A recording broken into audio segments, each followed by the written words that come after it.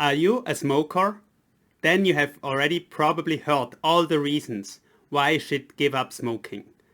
So today's video is not giving you any reasons why to give up smoking. Today's video, as this is a financial channel, is just focusing on the financial cost, making a deep dive what a habit like smoking really can cost us over time. Hello and welcome. My name is Peter B. and I welcome you here at My First Million, where we are achieving our financial goals together.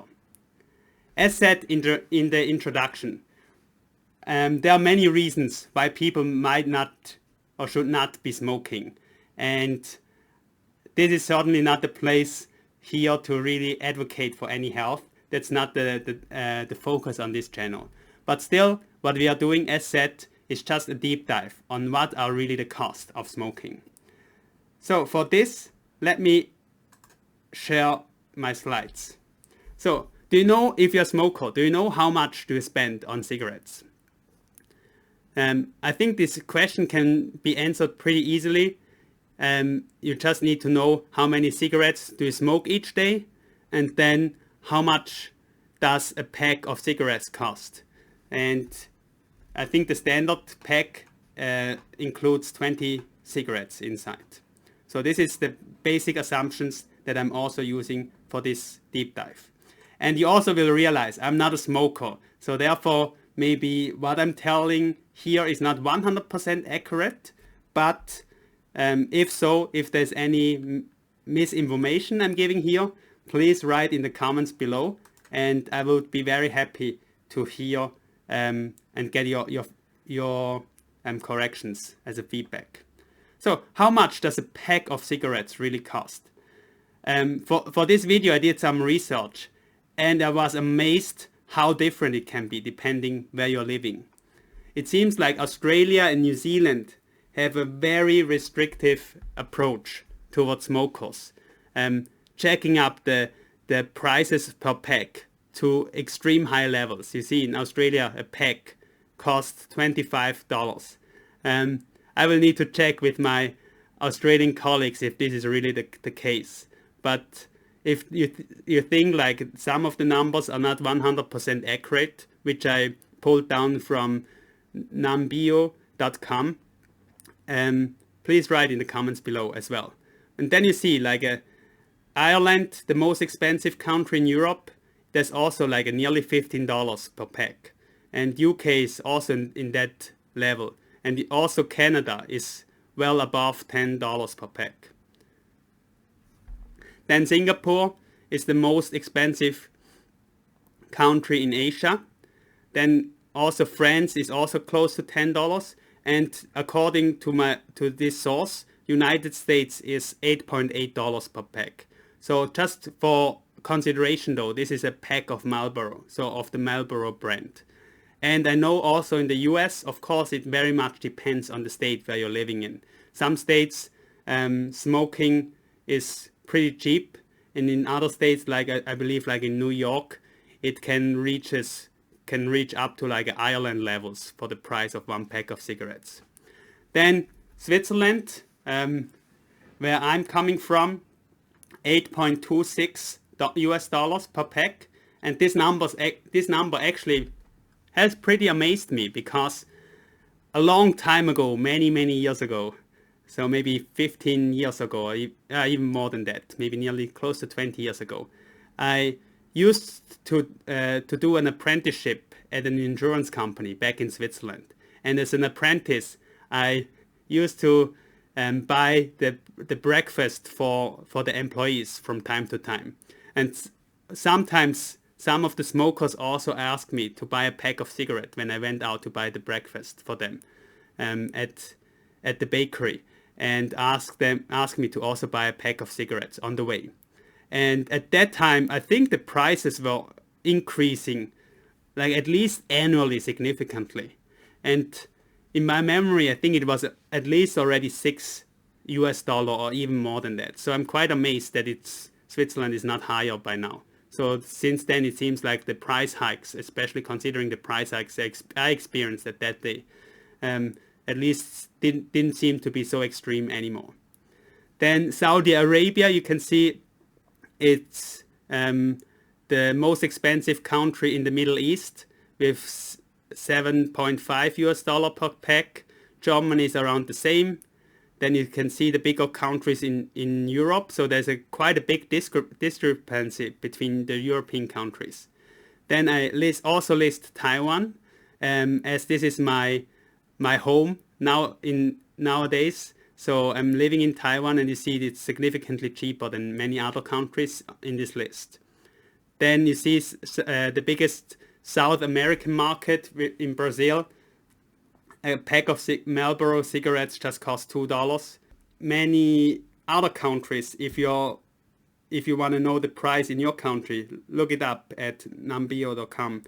By the way, this is not a commercial or promotion for Numbeo. It's just a source for this information. But you see the cheapest one on the list on that website is Ghana with less than $1. And this is also quite astonishing. Like how they are even able to sell a pack of cigarettes with less than $1 revenue per pack. Are they even able to make a profit, or actually they only are banking in building up Ghana as a long-term cash cow, and getting more and more smokers first attached to the Marlboro brand before then also increasing the prices and then also increasing the profits accordingly. So you see there's a huge range of difference. So for this analysis, for this deep dive, I'm just taking the numbers from the United States, but you can simply factor in where you're living, whether or not it's more or less the same, or whether it's cheaper or more expensive in where you're living. So we're taking the $8.8 and we want to use this as a basis, but we want to also take a look at different options, or maybe how you can also reduce the savings, reduce the spendings and have more savings on your smoking expenses. So the preferred solution, as mentioned before, we just take the $8.8. This is one pack of Marlboro. So now let's say instead of smoking one whole pack per day, you are able to cut down to 10 cigarettes per day. So this would reduce your cost by half. Then another reduction, option 3, is you could further reduce your cost by choose a cheaper brand. And I was quite amazed when I was researching the brand prices in the US. In Switzerland, according to my experiences, the pricing of each brand was pretty similar. So each brand has nearly the same pricing with maybe only slight differences. But it appears to be in the US, there is a huge range in the pricing. So it could be as cheap as $4.2 per pack. Please write in the comment below if you are living in the USA and this is not correct. Then of course there could be alternative solutions. As an alternative solutions, I choose vaping, and I choose the e-liquid method,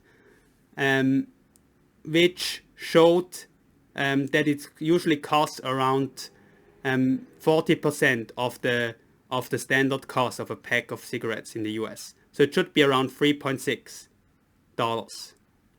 But again, if you're a vapor, please write in the comments, because I think vaping cost is also very different depending where you're living and which kind of technique you're choosing as well. Then usually when I make a comparison of different options, I also will put in a do-it-yourself option. But I guess for smoking cigarettes, this doesn't really make sense as a much cheaper alternative to everything above. Of course, you can also do your cigarettes by yourself, but potentially the cost will not be much cheaper than all the other options from above.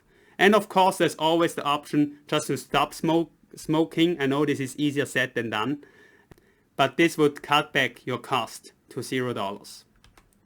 So how much does it really cost us now?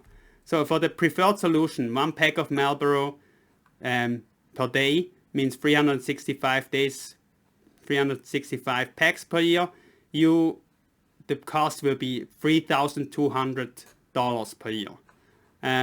Of course, if you smoke less often, it's only $1,600 if you only smoke a half pack per day. And all the calculations here are cumulative. So you see, for the reduced options, I still use the half pack per day, but with the reduced price. So you can bring your cost further down from $1,600 to below $800 per year. And alternative options, so vaping, it's potentially costing maybe $650 per year. And of course, if you don't smoke at all, you don't have any smoking expense. So these are just the annual costs. I think this kind of figures are also pretty well known, and therefore, therefore this is not really a secret. So, but what does this mean for a lifetime? So for a lifetime, I just take this amount here. In the preferred solution would be $3,200 and multiplied 60 years. So if you would be smoking through your whole adulthood, so you would be a smoker for maybe around 60 years. So if you're not compounding anything, if you just consider everything that is, every penny that is going out of your pocket into buying cigarettes, then potentially this is the cost that you're paying for a lifetime. If of course everything remains the same, like the taxes remain the same and the pricing per pack remains the same. So, but you're potentially spending in the preferred solution nearly $200,000 just on smoking. Then less often, of course, you pay half of that. Then if you further reduce to a cheaper brand, I don't know whether or not this is recommended from health considerations, or actually this is all the same. It's around $50,000, but even like a vaping could be quite expensive. Still costs a similar amount like a new car would be costing. So this is the direct cost, the direct visible cost of smoking that you might accumulate through a lifetime. However, this wouldn't be a financial channel if we wouldn't also take the opportunity cost into considerations. So for us, the opportunity cost, coming back to the very basic of personal finance, which we already covered in several videos, which I call the wealth cycle. The wealth cycle usually is telling us that we want to take all the savings that we are making, and put them into investments. So everything that so let's say we were able to cut down all the 200,000 here. If we weren't spending this money towards smoking, but instead would put them into investments, we can let the investment compound over a very long period as well, like over 60 years. I personally use usually an expected rate of return from all investments of 7.2%.